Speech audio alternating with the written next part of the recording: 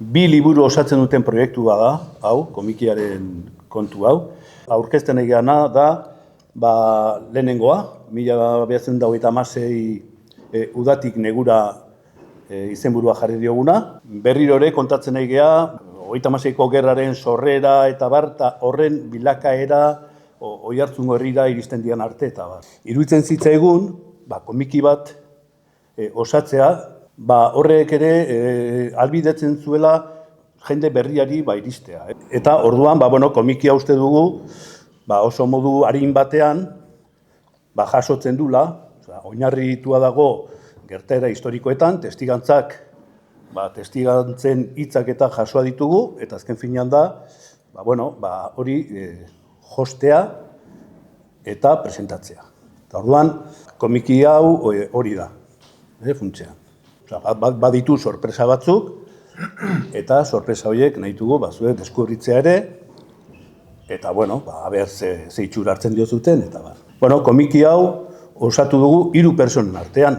Kepa, marrazkilaria, gioilari lanak nikin ditut, eta gero kolorea edo marraztu egin du Zigor Garrok. Prozesu oso bitxia izan da, gidoia, marrazkiak, margoak, baina azkenean iritsi gea portura, eta nik uste, pozik gaudela, ez? Produktuakin.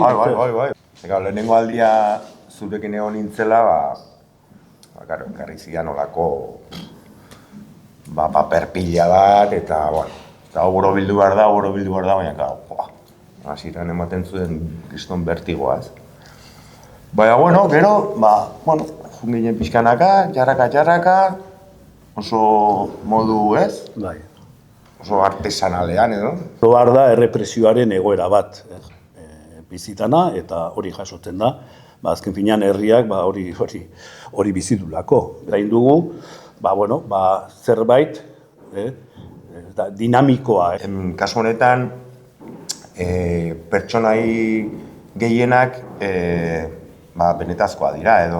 Bai, eta beste batzutan adibidez, ez ditugu argazkiak aurkitu, eta orduan, badakigu, ez dakit, nongo Jose Manuel hartuzula ez dakit zertan parte, eta orduan asmatu behar izan dugu personaje bat. Oiartzungo udalak horrelako proiektutan parte hartzen dula, iruditzen zaigulako gure memoria jasotzeko modu ezberdinak ditugula eta hauetako asko baliatu behar ditugula, gure herrian historia idatzita gelditu dadin, eta aipatu duten bezala horren transmisioa erraztu da.